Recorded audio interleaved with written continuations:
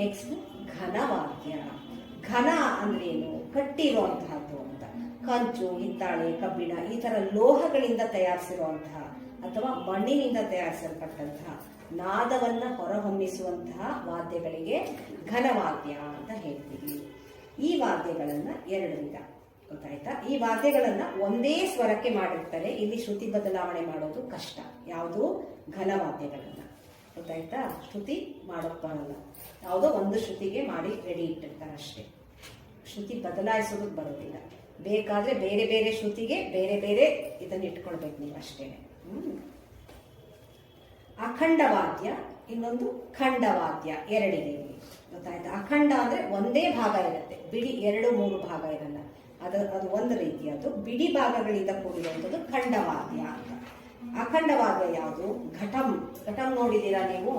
ಮಡಕೆಯನ್ನ ನುಡಿಸ್ತಾ ಇರ್ತಾರೆ ಅಲ್ವಾ? ಅದು ಅಖಂಡವಾದ್ಯ. ಒಂದೇ ಒಂದು ಭಾಗ ಇರೋದು. ಅದಕ್ಕೆ ಇನ್ನು 2 ಭಾಗ ಹೊಂದಿರುವಂಥದ್ದು ಮೋಸಿನ್, ಜಾಗಟೆ, ತಾಳ.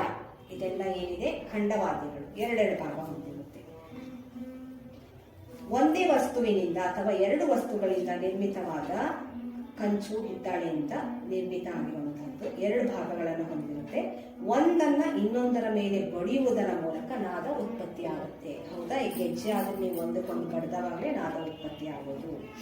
ಮೋರ್ಸಿನ್, ಗಂಟೆ, ನಟುವಾಂಗಗಳಲ್ಲಿ ಬಳಸುವಂತಹ ತಾಳ, ಜಾಗಟೆ, ಕಾಲ್ಗೆಜ್ಜೆ ಇದೆಲ್ಲದೂ ಕೂಡ ಯಾವುದು?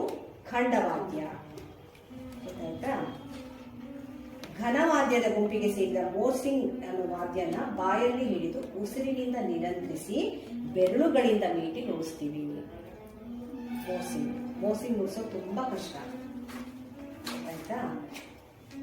ಇಷ್ಟು ನಿಮಗೆ ಇದು ಬಹಳ ಫಾಸ್ಟ್ ಆಗಿ ಹೇಳಿ ಮುಗಿಸ್ತೆ. ಇದರಲ್ಲಿ ತುಂಬಾ ಕ್ವೆಶನ್ ಬರುತ್ತೆ, ಆಯ್ತಾ? ತುಂಬಾ ಚಿಕ್ಕದು, ದೊಡ್ಡದು ಎಲ್ಲಾನು ಬರುತ್ತೆ. ತುಂಬಾ ಗಮನ ಇಟ್ಟು ಒಂದೇ ದಿನ ಓದಬೇಡಿ.